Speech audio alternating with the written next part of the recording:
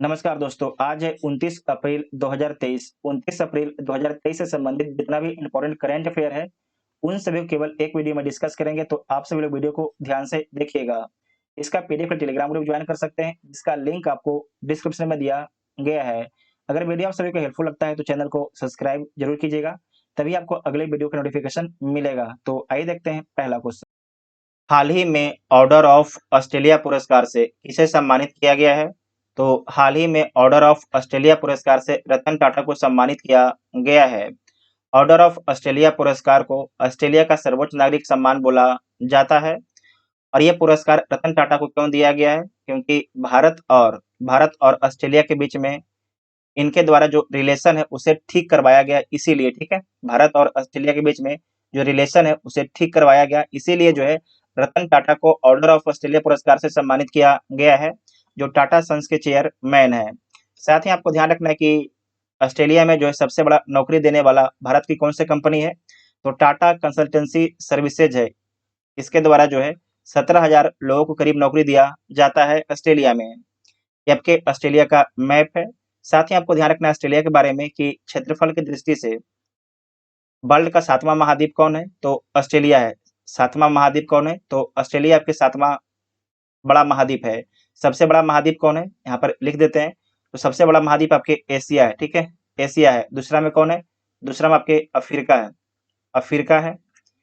तीसरा में north America है। नॉर्थ अमेरिका है। चौथा में साउथ अमेरिका है। साउथ अमेरिका है। ठीक है, उसके बाद पांचवा में अंटार्कटिका है। अं अंटार्कटिका है। ठीक है, अंटार्कटिका है।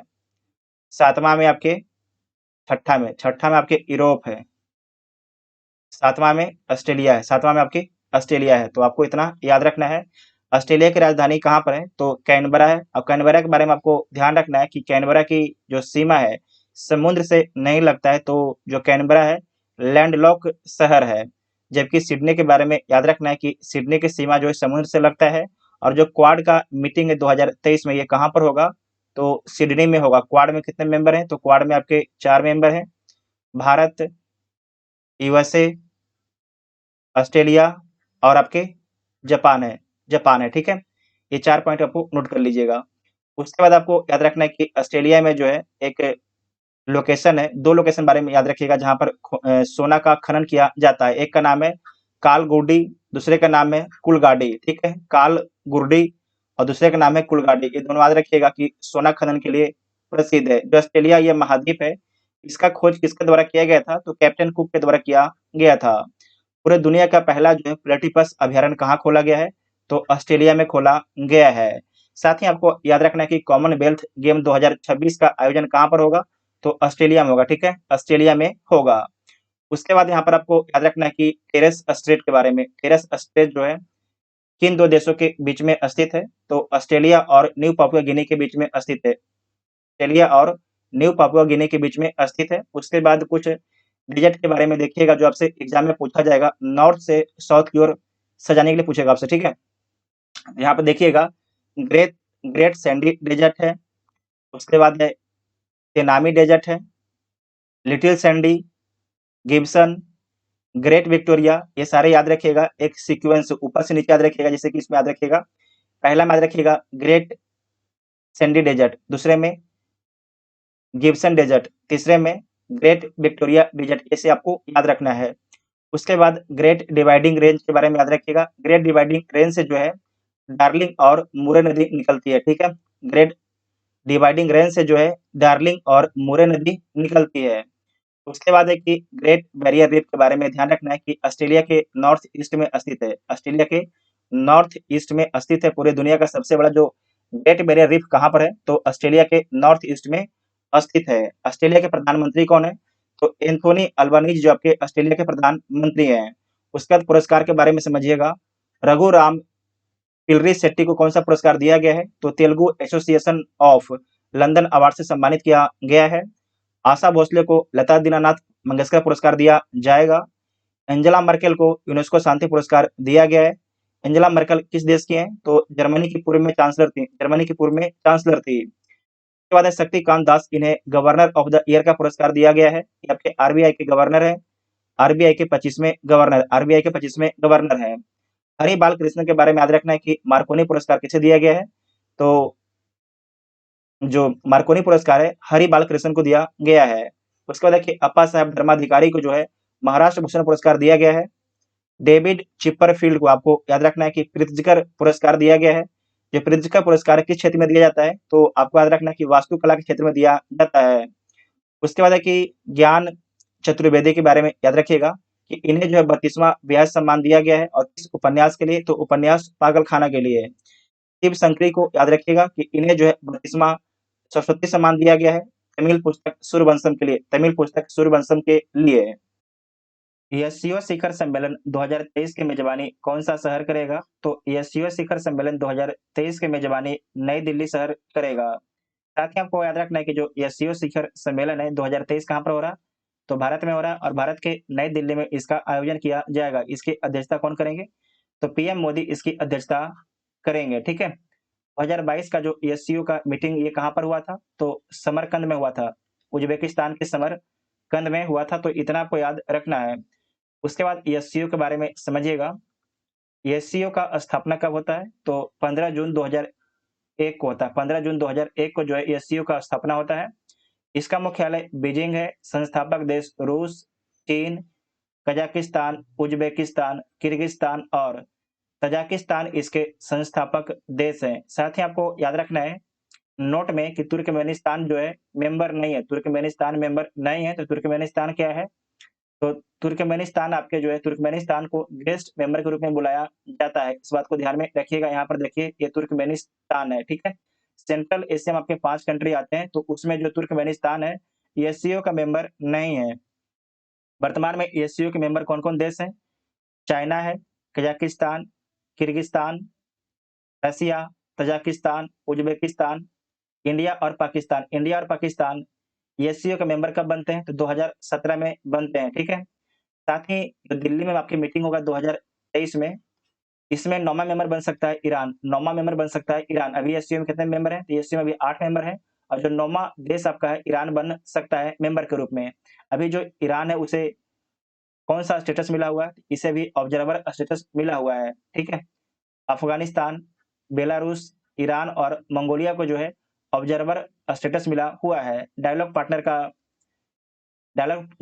पार्टनर है इसका स्टेटस किसे-किसे मिला हुआ है, तो Armenia, Azerbaijan, Cambodia, Nepal, Sri Lanka और टर्की को मिला हुआ है। उसके बाद आपको याद रखना है कि जी20 का मीटिंग कहाँ पर हो रहा है, तो भारत देश में हो रहा है, ठीक है। भारत देश में जी20 का मीटिंग हो रहा है।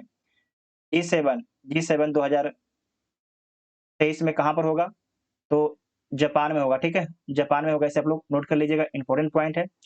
उसके बाद ब्रिक्स के बारे में याद रखिएगा कि ब्रिक्स में कितने कंट्री हैं, तो ब्रिक्स में आपके 5 कंट्री है। 14वां मीटिंग कहाँ पर हुआ था, चाइना में हुआ है। 15वां आपके साउथ अफ्रीका में होगा, साउथ अफ्रीका में होगा। गांधी सागर वन्यजीव अभयारण्य को जो है चीतों के दूसरा निवास स्थान के रूप में विकसित किया जाएगा। इसका संबंध किस राज्य से है, तो इसका संबंध मध्य प्रदेश राज्य से है। इसका मतलब है दूसरा निवास स्थल विकसित किया जाएगा। तो पहला निवास स्थल कौन है, तो कूनो नेशनल पार्क है, ठीक है। पहला आपके कूनो नेशनल पार्क है, ये कहाँ पर है, तो मध्य प्रदेश में है। और आपको याद रखना है कि यहाँ पर जो है नामीबिया से 8 चीता और साउथ अफ्रीका से 12 चीता लाया गया है। तो इसमें आपके टोटल हो गया 20 चीता, टोटल हो गया आपके 20 चीता, और 20 चीता में से जो है 2 चीता के आपके मौत हो गया। एक का नाम था सासा, एक का नाम था सासा, और दूसरे का नाम था आपके उदय। बताया गया कि फेफड़ा में इन्फेक्शन के कारण जो है सासा का मौत हो गया था, जबकि जो उदय का मौत अभी हाल ही में हुआ है, तो इसका भी रिपोर्ट नहीं आया है, ठीक है। उसके बाद समझिएगा कि जो गांधी सागर वन्यजीव अभयारण्य है, ये कहाँ पर स्थित है, तो मध्य प्रदेश में स्थित है। और आपको याद रखना है कि मध्य प्रदेश के जो है मध्य प्रदेश और राजस्थान के बॉर्डर पर स्थित है, मध्य प्रदेश और राजस्थान के बॉर्डर पर स्थित है। और गांधी सागर के बारे में एक पॉइंट और भी याद रखिएगा, जो गांधी सागर ये आपके वन्यजीव अभयारण्य है, इसके बीचों बीच से एक नदी गुजरती है। आपसे पूछा जाएगा तो कौन सी नदी गुजरती है, तो चंबल नदी गुजरती है, ठीक है। चंबल नदी गुजरती है। उसके बाद समझिएगा कि जो गांधी सागर वन्यजीव अभयारण्य है, इसकी स्थापना कब होता है, तो 1974 में इसकी स्थापना होता है। और इसका क्षेत्रफल कितना है, तो 368.62 किलोमीटर क्षेत्र में आपके इसका विस्तार है, ठीक है? तो इतना आपको याद रखना है।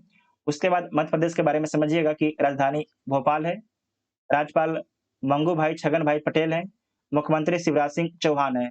और आपको एक पॉइंट ये भी याद रखना है कि चीता आपके है, चीता को मुकुंद नेशनल पार्क में भी बसाया जाएगा, जो राजस्थान में है, ठीक है? ये तो आपको गांधी सागर वन्यजीव अभयारण्य हो गया और कुनो नेशनल पार्क हो गया, ठीक है? ये 2 तो हो ही गया। तीसरा आपको याद रखना है कि मुकुंदरा नेशनल पार्क राजस्थान में भी आपके चीतों को बसाया जाएगा। इस पॉइंट को आपको याद रखिएगा, ये आपके मध्य प्रदेश है, ठीक है? ये आपके मध्य प्रदेश है। इसकी सीमा राजस्थान, उत्तर प्रदेश, छत्तीसगढ़, महाराष्ट्र और गुजरात से इसकी सीमा लगता है। राजधानी भोपाल है और आपको याद रखना है कि जो कर्क रेखा है, मध्य प्रदेश को 2 भागों में काटता है। कर्क रेखा किन-किन राज्यों से गुजरता है? तो गुजरात गुजरात, राजस्थान, मध्य प्रदेश, छत्तीसगढ़, झारखंड, उसके बाद आपका है पश्चिम बंगाल, त्रिपुरा और मिजोरम से गुजरता है। पन्ना नेशनल पार्क कहाँ पर है? तो पन्ना नेशनल पार्क आपके मध्य प्रदेश में है। मध्य प्रदेश में पन्ना नेशनल पार्क है। नेक्स्ट है कि हाल ही में नई दिल्ली में इफ्को नैनो डीएपी का शुभारंभ किसके द्वारा किया गया? किसके द्वारा किया गया है? तो इफ्को नैनो डीएपी का शुभारंभ या लॉन्च ये आपके अमित शाह जी के द्वारा किया गया है। जो आपकी नैनो डीएपी है, इसके बारे में समझिएगा कि यहाँ पर अभी जो वर्तमान में जो नैनो डीएपी आपके होता है, दाना टाइप का होगा, ठीक है? इतना बड़ा आपके दाना होगा। ये आपके ब्लैक काला कलर का होता है, ठीक है? काला कलर का होता है और 45 केजी के बोरा में आता है। लेकिन जो आपके नैनो डीएपी है, नैनो जो नैनो डीएपी है, इसके बारे में याद रखिएगा, ये 500 ग्राम के बोतल में आएगा। जो आपके 45 किलो का आपके बोरा था, 45 किलो का बोरा था, जितना आपके कारगर 45 किलो का बोरा था, खेत में उतना ही कारगर है 45 किलो के बराबर 500 ग्राम आपके नैनो डीएपी कारगर है, ठीक है? अगर आप 45 किलो का बोरा डालिएगा, उतना ही फ़ायदा करेगा। अगर आप 500 ग्राम का डीएपी खेत में डालते हैं, तो उतना ही फ़ायदा करेगा, ठीक है? तो आपको याद रखना है कि जो ये नैनो डीएपी है, इसे किसके द्वारा बनाया गया है? तो इसे इफ़को के द्वारा बनाया गया है, ठीक है? इफ़को के द्वारा इसे बनाया गया है। इसका फुल फॉर्म क्या होता है? तो Indian farmer fertiliser cooperative limited इसका फुल फॉर्म होता है। और इसके पहले इफ़को के द्वारा जो है नैनो यूरिया बनाया गया था। नैनो यूरिया इसके पहले बनाया गया था। जो नैनो यूरिया है, नैनो डीएपी है, इसका क्या-क्या फ़ायदा होगा? तो रिड्यूस इनपुट कॉस्ट जो आपके किसान के द्वारा खर्च किया जाता है, उसे कम कर दिया जाएगा, ठीक है? क्योंकि ये जो आपकी डीएपी खाद है, इसके मुकाबले सस्ता मिलेगा। उसके बाद है कि एनवायरनमेंट फ्रेंडली है, improves nitrogenal value, increase farmer income, enhance crop जो आपके उत्पादन क्षमता उसे बढ़ाएगा। उसके बाद है कि चीपर देन जो आपके यूरिया है उससे सस्ता है। जो आपके लिक्विड वाला यूरिया है या आपके जो दाना वाला यूरिया था उससे आपके सस्ता होगा, इतना आपको याद रखना है। उसके बाद इफ़को के बारे में समझिएगा, ये आपके एक सहकारी समिति है, जो पूरी तरह से भारत की सहकारी समितियों के स्वामित्व में है। इसका प्राथमिक व्यवसाय क्या है? तो उर्वरकों का निर्माण करना और विपणन करना इसका प्राथमिक व्यवसाय है। इसकी स्थापना 1967 में किया गया था। किसानों को सस्ती और उच्च गुणवत्ता वाले उर्वरक उपलब्ध करवाने के लिए आपको याद है 1966-67 में जो हरित क्रांति आया था उसमें किसका भी योगदान है? तो इफ़को का भी आपके योगदान था। इसका मुख्यालय आपके नई दिल्ली में है और इसके अध्यक्ष आपके दिलीप इसके अध्यक्ष हैं। तो इतना आपको याद रखना है, ठीक है? नेक्स्ट है कि हाल ही में 7वां अजय बारियर 2023 संयुक्त सैन्य अभ्यास भारत और किस देश के बीच आयोजित किया गया है? तो भारत और यूके के बीच में आयोजित किया गया है। इसका आयोजन कहाँ पर किया जा रहा है? तो यूके के जो है सिलिसबरी मैदान में किया जा रहा है। यूके के जो है सिलिसबरी मैदान में किया जा रहा है और आपको याद रखना है कि द्विवार्षिक अभ्यास है। ये द्विवार्षिक अभ्यास है और 2021 में कहाँ पर हुआ था? तो उत्तराखंड के चौबटिया में हुआ था। उत्तराखंड के चौबटिया में हुआ था। उसके बाद कुछ अभ्यास के बारे में देख लीजिएगा। धर्म गार्जियन, यहाँ पर लिख देते हैं धर्म गार्जियन और वीर गार्जियन और एक अभ्यास है चिन्यू, चिन्यू मैत्री। ये तीनों अभ्यास किसके साथ होता है? तो जापान के साथ होता है इंडिया का, ठीक है? जापान के साथ में होता है। उसके बाद कोकन एक्सरसाइज, कोकन ये आपके होता है यूके के साथ में, ठीक है? उसके बाद जो 13वां आपके बोल्ड बोल्ड कुरुक्षेत्र कुरुक्षेत्र आपके 13वां बोल्ड कुरुक्षेत्र हुआ था किसके साथ में? तो सिंगापुर के साथ में हुआ था, ठीक है? सिंगापुर के साथ में हुआ था। उसके बाद तर्कस के बारे में याद रखिएगा, हम लिख देते हैं तर्कस। तर्कस जो है आपके यूएसए से होता है, तर्कस जो है यूएसए से होता है। पहला साइक्लोन अभ्यास, पहला साइक्लोन अभ्यास, जो पहला साइक्लोन अभ्यास है इसके बारे में याद रखिएगा कि मिस्र से हुआ, ठीक है, मिस्र से हुआ है। इंपॉर्टेंट पॉइंट है, इसे आप लोग मार्क कीजिएगा। उसका जो काजिंद है, काजिंद आपके किससे होता है, तो कजाकिस्तान से होता है। कजा कजाकिस्तान, कजाकिस्तान से होता है, ठीक है, कजाकिस्तान से होता है। उसके बाद है हरीमे शक्ति, याद रखिएगा हरीमे शक्ति। हरीमे शक्ति जो है, हरीमे शक्ति इंडोनेशिया, इंडोनेशिया, इंडोनेशिया से होता है हरीमे शक्ति। तो इतना आपको याद रखना है। हाल ही में केंद्रीय मंत्रिमंडल द्वारा अनुमोदित राष्ट्रीय चिकित्सा उपकरण नीति के अंतर्गत कितने राज्यों में चिकित्सा उपकरण पार्क स्थापित किए जाएंगे, तो 4 राज्यों में जो है, 4 राज्यों में चिकित्सा उपकरण पार्क स्थापित किए जाएंगे। किस किस राज्य में, तो हिमाचल प्रदेश, मध्य प्रदेश, तमिलनाडु और उत्तर प्रदेश में स्थापित किया जाएगा। जो भी चिकित्सा से संबंधित आपके उपकरण है उसका विकास आपके भारत में किया जाएगा और आपके ये 4 राज्यों में किया जाएगा। हिमाचल प्रदेश, मध्य प्रदेश, तमिलनाडु और उत्तर प्रदेश में किया जाएगा। साथ ही आपको याद रखना है कि सरकार बोली है कि जो भी कंपनी भारत में अगर चिकित्सा उपकरण बनाएगी तो उसे जो है पीएलआई योजना का लाभ मिलेगा। पीएलआई योजना क्या है, तो प्रोडक्शन लिंक्ड इंसेंटिव स्कीम है। जो भी जितना उत्पादन करेगा सरकार उसे उतना सब्सिडी देगी, ठीक है, इस बात को ध्यान में रखिएगा। तो सी इसका राइट आंसर हो जाएगा। नेक्स्ट है कि हाल ही में भारत ने विज्ञान और नवाचार पर सहयोग के लिए किस देश के साथ में समझौता पर सिग्नेचर किया है, तो किसके साथ सिग्नेचर किया है, तो यूके के साथ में किया है, ठीक है, यूके के साथ में सिग्नेचर किया है। और सिग्नेचर कौन किया है, तो ब्रिटेन के विज्ञान मंत्री जॉर्ज फ्रीमैन और भारत के प्रौद्योगिकी मंत्री डॉक्टर जितेंद्र सिंह, डॉक्टर जितेंद्र सिंह के बीच में ये समझौता हुआ है। साथ ही आपको याद रखना है कि भारत और यूके के बीच में जो है net zero net zero innovation virtual centre स्थापित करने के लिए भी आपके समझौता हुआ है। ये दोनों पॉइंट याद रखिएगा, आपसे पूछा जा सकता है, ठीक है। उसके बाद है कि जो यूके है इसकी राजधानी कहाँ पर है, तो लंदन में राजधानी है। और वर्तमान में प्रधानमंत्री कौन है, तो ऋषि सुनक आपके वर्तमान में प्रधानमंत्री हैं। ऋषि सुनक वर्तमान में आपके प्रधानमंत्री हैं। प्रीवियस क्वेश्चन देख लीजिए, आर्थिक स्वतंत्रता सूचकांक में भारत को कौन सा स्थान मिला है, तो इसमें भारत को 121वां स्थान मिला है। और इस प्रश्न का उत्तर आप सभी को कमेंट बॉक्स में देना है, तो आप सभी लोग इसके बारे में कमेंट बॉक्स में जरूर लिखिएगा। अगर वीडियो आप सभी को हेल्पफुल लगता है तो चैनल को सब्सक्राइब कीजिएगा और वीडियो अपने दोस्तों में शेयर जरूर कीजिएगा। Thank you.